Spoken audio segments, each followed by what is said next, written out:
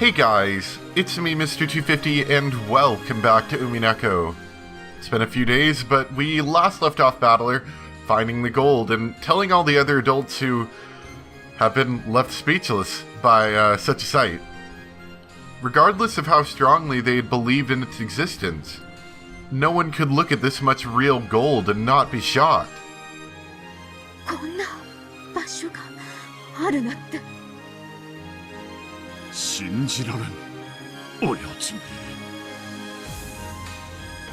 Everyone was stunned by the gold. The first one to break the silence and jump around in ecstasy was Hideyoshi. Letting out an excited laugh, he clung to the wall of gold. Then he felt the cold, hard touch of it all over his cheek.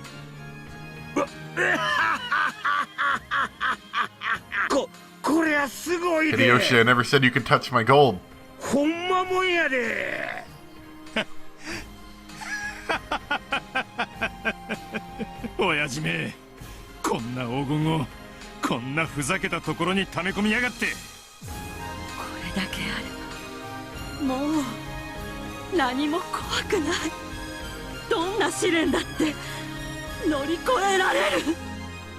I would still imagine that that Cross would still have money problems afterwards. With all this stupid moon travel.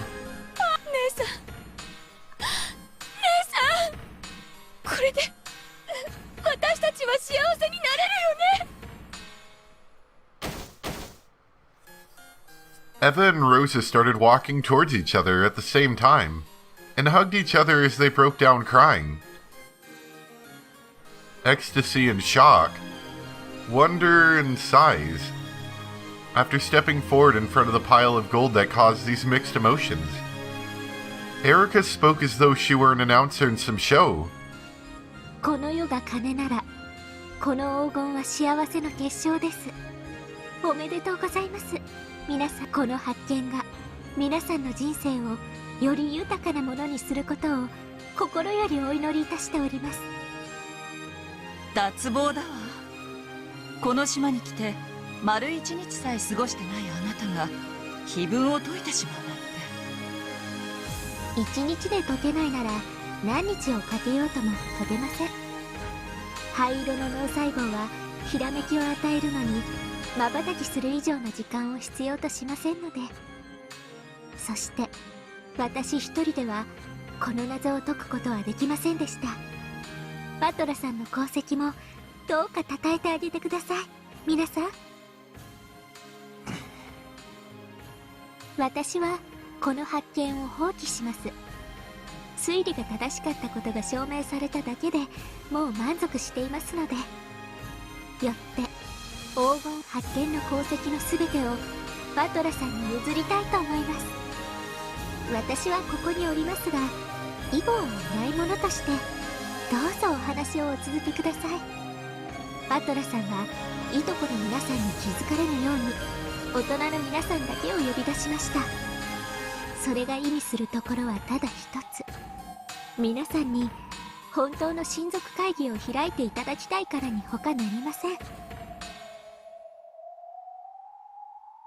エリカ、勝手に仕切るんじゃねえ。これは失礼しました。それでは議事の進行役を譲ります。では誰に？ Shrugging, Erica looked around at everyone. After a short period of silence, Eva made the first move. 昼間の取り決め、全員忘れてないでしょうね。ああ、4人で25億ずつを山分けだ。そして次期当主にはさらに100億。お待ちなさい。黄金の発見が次期当主を決めるなどと誰が決めたのですか？おっと、そうはいかんで、夏日さん。これまでずっとそれを前提に話を進めてきたはずやで。Who's ready for the adults arguing to get even worse now that they actually have physical gold in front of them? 今さらそれは白々しいとちゃうんか？そうだわ。使用人の誰かが碑文を解いてしまって次期当主を名乗るかもしれないって怯えてたのは夏日姉さんじゃない。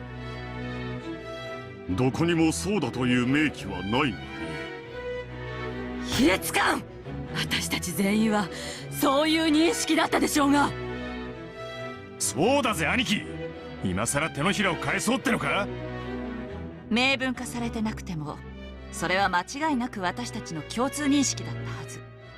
話にもならないとおっしゃるのはどうなのかしら。当主様の碑文を勝手に解釈されるのは困ります。黄金を見つけたらそのものが次期当主になるとどこに記されているというのです。当主様の碑文は当主様が決めたもの。皆さんに決めつける権利などありません。夏日、落ち着きなさい。これが落ち着けるというのですか。確かに碑文を解いた功績は素晴らしいと思います。バトラ君にも何かの見返りがあっても良いとは思います。しかしそれが半分というのは明らかに逸脱していますし、それ以上に発見者だから次期当主という論法はなおまかり通りません。卑怯だわ夏日姉さん。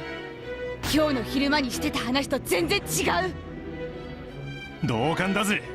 明文化されてなくても碑文を解いたやつが次期当主になるってのは俺たちの不分律で最前提だったはずだ。それをこの土壇場でごちゃごちゃ言い出すのはフェアじゃねえぜ。 Think we're gonna have to get some of that in writing. ああ、フェアじゃねとにかくこの黄金はお父様の黄金です。お父様の許可なく勝手に分配を決めていいものではありません。そらない。そら卑怯やで夏日さん。わしらその話を延々と昼間にしたんやで。昼間の話を全部チャラや言うんか。そらあんまりやで。多数決で決めればいいのよ。黄金を発見したバトラ君が次期当主。私も夫も異議はないわ。ルドルフたちは。ローザは。え。異議なんかねえぜ。バトラー、よくやった。 Wow, everyone seems to sure be getting united behind that idea. What I'm guessing the idea is that they'll get their 2.5 million or whatever they wanted out of it. 私も異議はないわ。バトラ君は碑文に選ばれた正当な跡継ぎよ。不満ならお父様に直接聞けばいいんだわ。そうね。夏日姉さんの言った通り碑文の謎を出題したのはお父様。そしてこの黄金の本来の持ち主もお父様だわ。だったらお父様に話を聞くべきじゃないのかしら。バトラ君という発見者はどう扱われるのか、それについて決めていいのはお父様だけのはずだわ。それは。だから落ち着けと言ったのだ。ローザとキリエさんの言う通りだわ。お父様に聞きましょうよ、お父様に。もはやね、兄さんたちの出番じゃないのよ。せやせや、お父さんを連れてこんかい。あんたらじゃ話にならへん。ほんまの親族会議を始めようやないか。眠いから明日にしろっちゅう問題に見えまっか。これ舐めとったらえらい問題になりますぜ。おう、聞いとるんかい。お前らじゃ話にならん言うとるんや。たったとお父さん連れてこんかい。 He's sleeping. He can't come 親 out. 族会議っていつもこういうのなんですか。俺が知るか。腹の中ではいつもこうなのでしょうね。どうもこの場は金蔵さんじゃないと収められなくなるみたい。子供の喧嘩に余命あとわずかと宣告されてる今になってもまだ呼び出されるなんて。 Gotta get a spooky cloak man to come out of the forest and come settle things. どういう気持ちかしらね、金蔵さん。それを想像、いいえ、推理するのもおつなものです。 The parents ignored Battler and Erica and kept yelling at each other on and on. Even though Battler had more or less imagined that this sort of thing happened behind the scenes, this was the first time he had seen it. He had suspected it since 6 years ago. and he'd been able to get a pretty good idea of what this was like by the darkening expressions on his parents' faces when this time of year grew near. However, this argument his relatives were having before his very eyes was much more ugly than he had imagined. That's why he was very glad that he'd called the adults out here without letting the cousins catch wind of anything.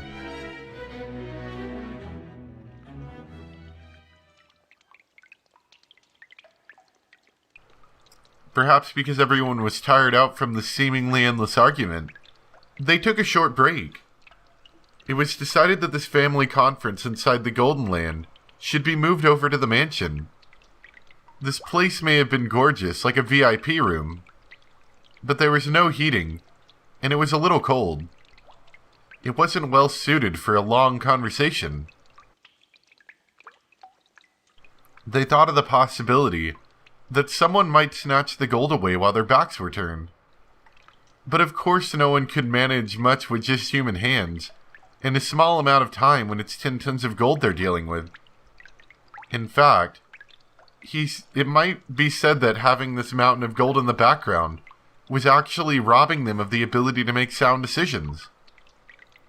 So they agreed to return to the mansion, in part so that they could regain their composure and continue the conference more ruthlessly.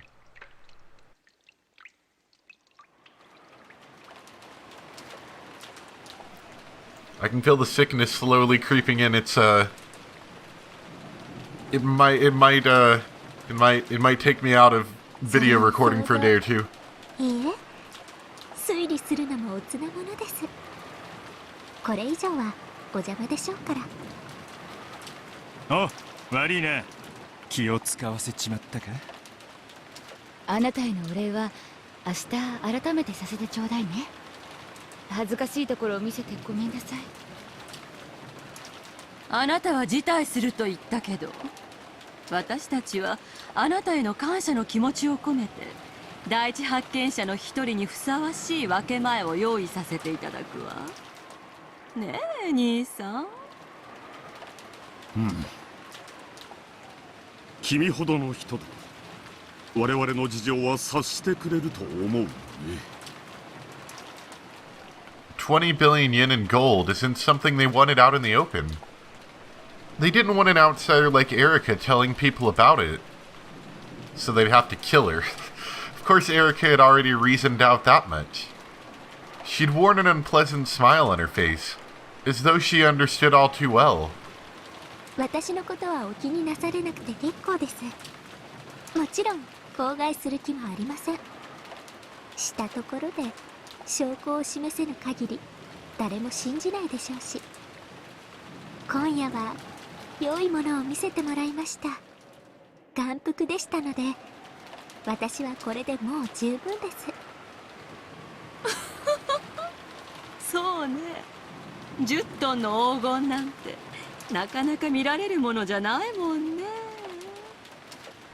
Seeing the gold was the spectacle? Of course not. Judging by Erica's dark nature, it's obvious what she's so happy about. I thought about telling her to just go away, but I wanted to leave this all behind myself. I tried to head back to the guest house along with Erica.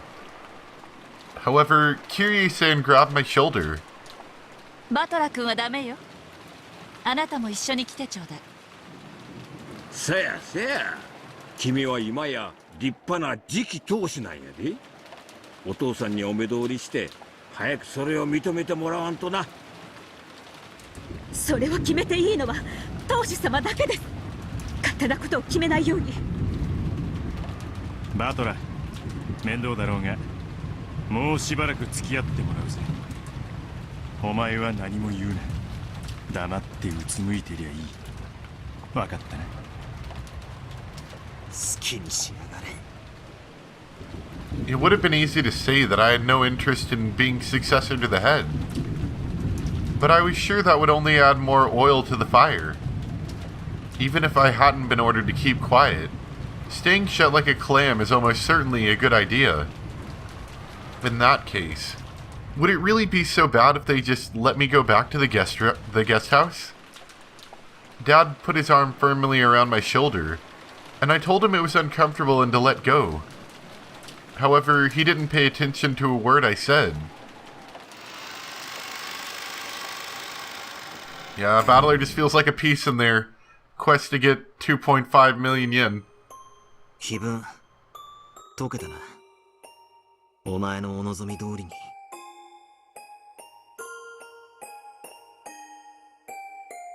お前がゲームマスターの時にはいつも手紙が来るもんな。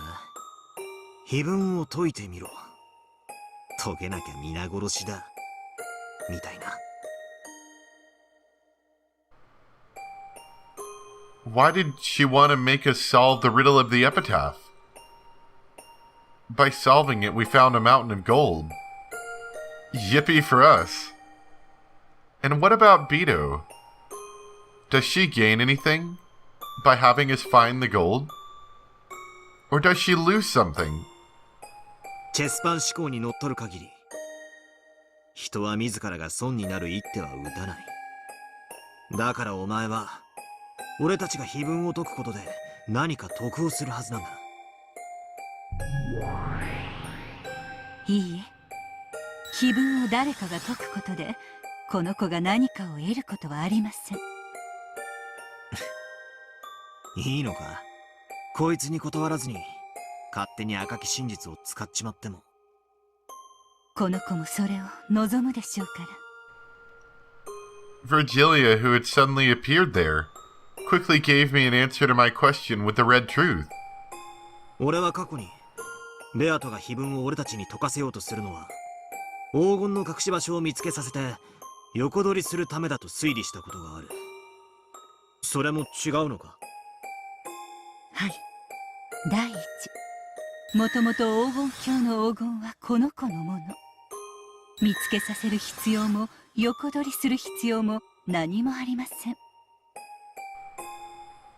Of course. Beto is Beatrice the Golden.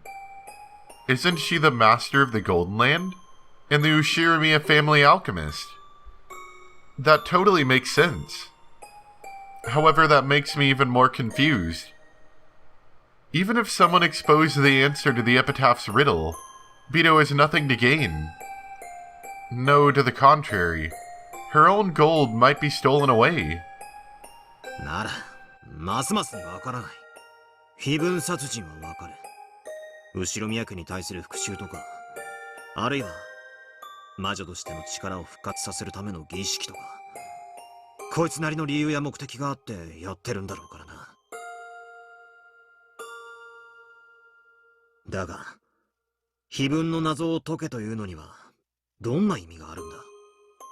俺たちが解いても解かなくても、こいつに得るものは何もない。つまり、ベアトにとって碑文の謎が解ける解けないという問題は無価値なものなんだ。そうですね。碑文の謎が解けても解けなくても、この子にとって得るものは何もありません。解けても解けなくても何の意味もない。それはつまり碑文の謎自体がベアトにとって無価値だということになるんじゃないのか？そうですね。碑文の謎はこの子にとって何の意味もない。ならばそれを無価値であると極論しても言い返せないかもしれませんね。Beto, why are you making us solve the epitaph's riddle? If we liken the witch you are to a pair of scales, the epitaph murders lie on one plate, and the riddle of the epitaph lies on the other plate.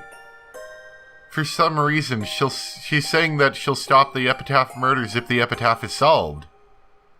In other words, the epitaph murders and the epitaph's riddle are worth the same to Beto.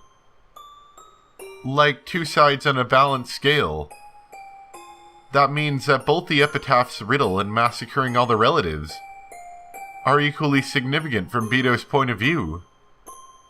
But Virgilia responded with the red text. regardless of whether the epitaph is solved or not. Beto has nothing to gain. If she has nothing to gain, then this epitaph's riddle is meaningless and immaterial to Beto. In that case, how much are the epitaph murders, which lie on the other side of the scales and are equal to the epitaph's riddle in value, worth to her? Think. Don't stop thinking. The epitaph murders and solving the riddle of the epitaph have equal worth. As long as the epitaph murders, which are Beto's goal each time, have the single way that they can be stopped. A way that she decided on herself. Both are worth the same thing to her.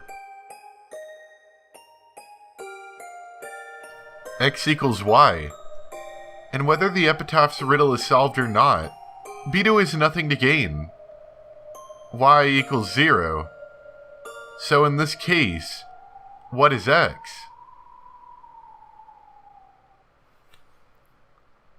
That would be 0, right? おいおい、それじゃ非分殺人もま Yep, た yep, 無意味 that's 無価値って just こと what I になっちま got. うぞ。こいつはご丁寧に予告状を出し、非分に沿うように順番にバレないように次々殺していくというめちゃくちゃ面倒な手間を払ってまで、毎度あのおかしな連続殺人を起こしてるんだぜ。その意味がなくなっちまうじゃねえか。I turn the chessboard over and search through Beto's moves over and over. This is always the first place I stumble. The significance of the epitaph murders. Why did she have to commit serial murders in a way that reproduced the witch's epitaph? If she wanted to kill the whole Ushiramiya family for revenge, it would be much simpler, safer, and more reliable if she just put poison into their dinner, or else went around killing people one by one in the middle of the night while they were sleeping. However, on the first evening, Beto sent us a letter that sounded like an advance notice. Carried out a 3-part serial murder with large gaps between. The 6 people of the first twilight, the 2 people of the second twilight, and the 5 people of the fourth and later twilights. We aren't fools. Once the first murders occur, we barricade ourselves in somewhere to stave off any further murders. Furthermore, we quickly suspect a culprit among us and start analyzing each other's alibis. As the victims increase, the number of suspects decreases automatically, and Beto's chances of success in the serial murder drop closer and closer to 0. All of the epitaph murders are like she's strangling her own neck, making it harder to succeed in the serial murder. All for a useless ornament. All just for show. こいつは自分で自分の目的の難易度を上げている。そうなりますね。おかしな子ですね。知ってるか、ミステリー小説ではこういう非分殺人のことを見立て殺人という。この見立て殺人が行われる理由を俺は3つに大別できると思ってる。伺いましょう。一つは非分に沿うことで証拠やアリバイをごまかし犯人に利するためだ。死んだふりをして自らを犠牲者に混ぜる古典もこれだし、非分に沿わずに殺人を犯し、その発生順序を誤解させることによってアリバイを作るのもこれだ。なるほど。非分に沿って儀式的に殺していると見せかけて、実は自分に利するように誘導しているわけですね。面白いと思います。だが俺たちのゲームでは死者が赤でとどめを刺されちまう。ゲーム版の世界ではごまかせても、ここから俯瞰する俺たちはごまかせない。だからこの最も王道となる目的は違うってことになる。となると見立て殺人を行うあと2つの理由は？一つは偶然、意図せずして行った連続殺人がたまたま碑文をなぞる形になり、目撃者たちが勝手に見立て殺人だと誤解するケース。 What a twist. 人間はどのような事象にも因果性を求めてしまう。きっとそうに違いないと思ったら、そう見えてしまう生き物だ。なるほど、それも面白いですね。ですがどうでしょう。この子のゲームでは第一の晩の殺人以前に常に事件が予告されている。そして明白に非分殺人を遂行していることを示す手紙や状況証拠が次々に見つかるはずです。ああ、そうだな。偶然なんかじゃない。ベアとは初めから非分殺人を見せつける目的で遂行している。俺たちが誤解してるんじゃない。これは明白な見立て殺人なんだ。だからこの理由でもない。となると最後の一つの理由になりますね。最後の一つは見せつけること、つまり恐怖だ。碑文に沿うということは殺人が連続するという明白な予告だ。It's not about the money. It's about delivering a message. 生存者たちは続くに違いない殺人にずっと怯えさせられることになる。つまりこの子は死の恐怖を味わわせるために非分殺人を。と思うと割と収まりがいい。グロい遺体損壊も悪趣味な装飾も全て俺たちを怖がらせるための演出。誰を怖がらせるためなのですか。だからそれは俺たちを。After hearing that one line Virgilia spoke so casually, my thoughts clouded over once again. Is it really enough just to use the vague word us? There are many humans in the Ushirimiya family.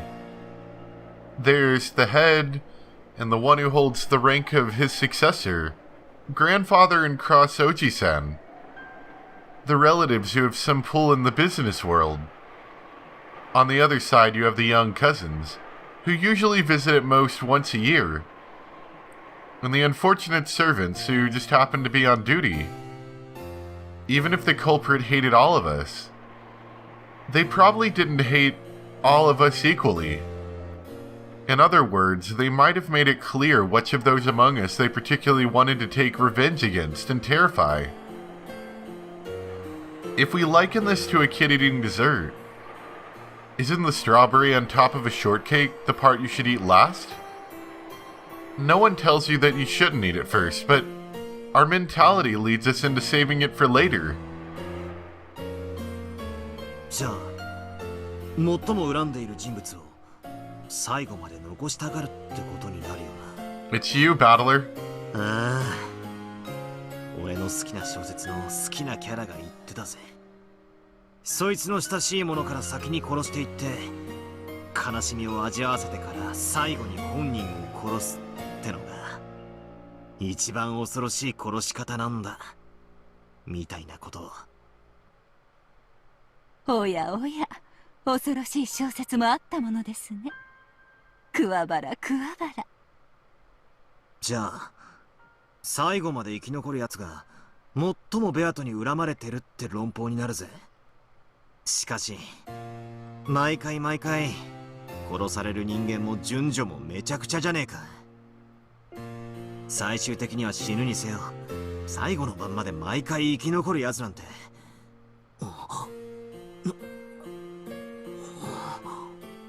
Did he realize it? Did he realize it? That he's the one that always lives till the end? We'll stop there for tonight. I hope you guys enjoyed. Thanks for watching. Sickness is not being my friend as of right now, so good luck to myself and hopefully getting out another episode soon. Thanks for watching. Bye.